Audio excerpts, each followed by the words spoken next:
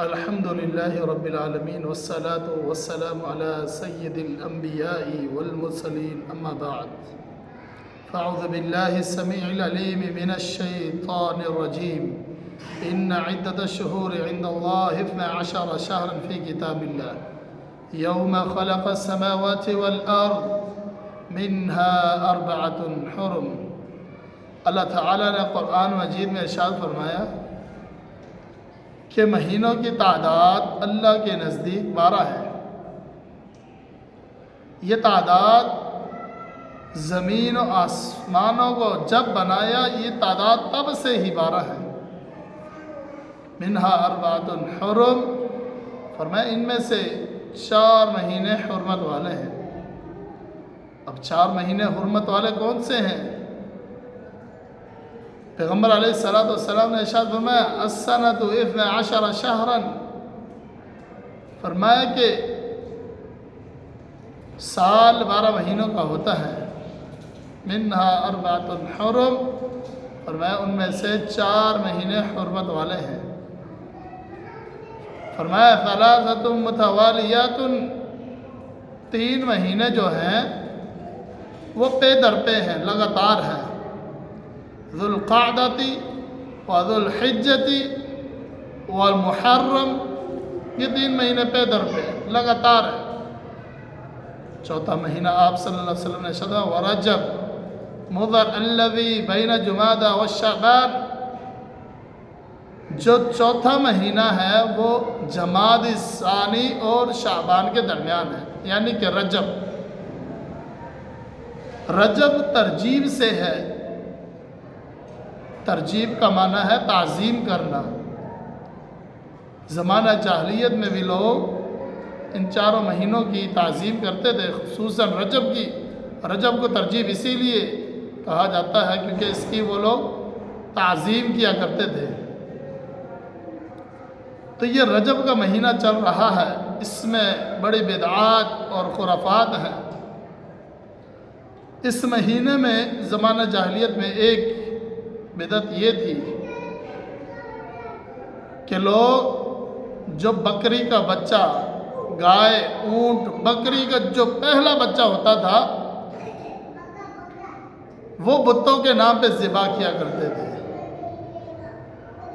اور رجب کے مہینے میں یہ لوگ ایسا کرتے تھے، بتوں کے نام پر جانوروں کو ذبح کرتے تھے. اسے فرع اور عتیرہ کہا گیا ہے. پیغمبر علیہ السلام نے ارشاد فرمایا لا فرع ولا عتیرہ، نہ فرع جائز ہے نہ عتیرہ جائز ہے. یعنی کہ جو جانور کا پہلا بچہ ہوتا تھا وہ بتوں کے نام پر ذبح کر دیا کرتے تھے. اور رجب کے مہینے میں خصوصاً جانوروں کو ذبح کیا کرتے تھے بتوں کے نام پر. تو یہ بالکل غیر اللہ کے نام پہ جو چیز تقسیم کی جاتی ہے اسے شرک کہا جاتا ہے. اللہ تعالیٰ نے قرآن مجید میں ارشاد فرمایا انما حرم علیکم المیتۃ والدم ولحم الخنزیر، فرمایا اللہ تعالیٰ نے مردار کو حرام کر دیا ہے، والدم اور خون کو بھی حرام کر دیا ہے، ولحم الخنزیر، خنزیر کے گوشت کو بھی حرام کر دیا. اور آگے فرمایا وما اہل بہ لغیر اللہ، فرمایا کہ وہ جانور جو غیر اللہ کے نام پہ ذبح کیا گیا ہو وہ بھی حرام ہے. اب یہ بتوں کے نام پہ جب جانور ذبح کیا جاتا ہے تو یہ غیر اللہ کے نام پر ہی ذبح کیا جاتا ہے.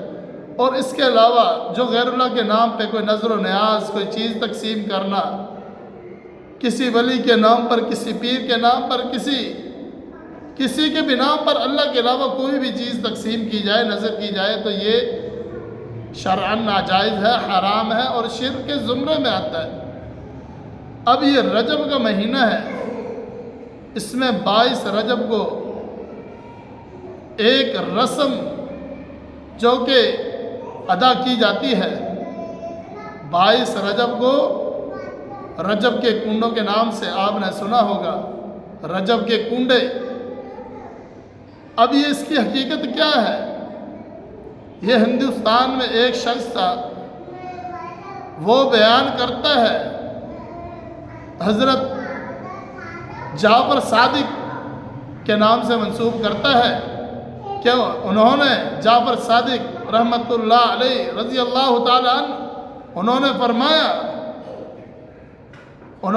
فرمایا کہ 22 رجب کے دن تم لوگ میرے نام کے کنڈے کیا کرو، میرے نام کی نظر و نیاز کیا کرو،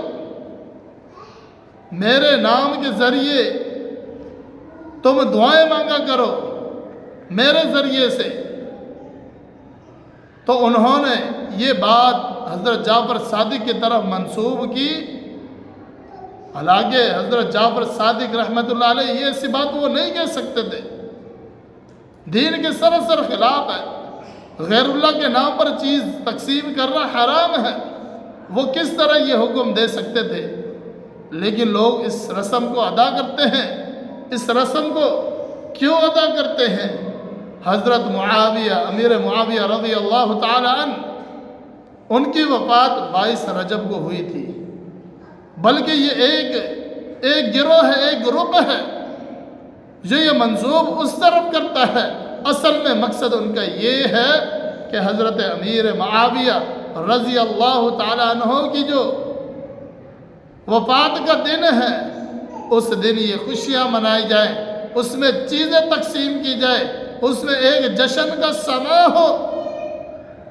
تو یہ رجب کے مہینے میں یہ رسم ادا کی جاتی ہے، یہ قرآن اور حدیث کے سراسر خلاف ہے۔ یہ ایک بندے نے بس کہہ دیا اور یہ بہت بعد کی بات ہے، ہندوستان میں شخص تھا، اس نے یہ رسم ایجاد کی ہے، لیکن قرآن اور حدیث کا اس سے کوئی تعلق نہیں ہے۔ اور اس کے علاوہ اس مہینے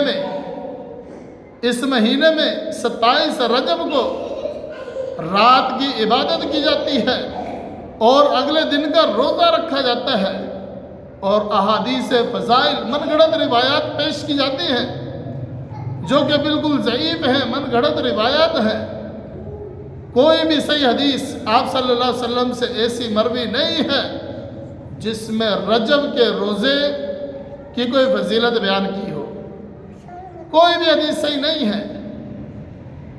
کچھ لوگ حدیث بیان کرتے ہیں کہ آپ سے ضعیف حدیث ہے، حدیث کیا بیان کرتے ہیں آپ سنیں کہ آپ صلی اللہ علیہ وسلم نے ارشاد فرمایا کہ جو بندہ رجب کے مہینے میں ایک روزہ رکھتا ہے اللہ اسے 1000 روزے کا اجر عطا فرماتے ہیں، جو 2 دن کا روزہ رکھتا ہے 2000 سال کے روزوں کا اجر، جو 3 رکھتا ہے 3000 سال کے روزوں کا اجر ملتا ہے، جو 7 روزے رجب کے رکھتا ہے اس کے لیے جہنم کے دروازے بند کر دیے جاتے ہیں، اور جو 8 روزے رجب کے رکھتا ہے اس کے لیے جنت کے 8 دروازے کھول دیے جاتے ہیں، اور جو 15 دن کے روزے رکھتا ہے اس کی ساری برائیوں کو مٹا کر نیکیوں میں تبدیل کیا جاتا ہے۔ من گھڑت روایت ہے یہ، اس طرح کی احادیث آپ صلی اللہ علیہ وسلم سے رجب کے حوالے سے اس کا کوئی ثبوت نہیں ہے، یہ ضعیف اور من گھڑت روایات ہیں۔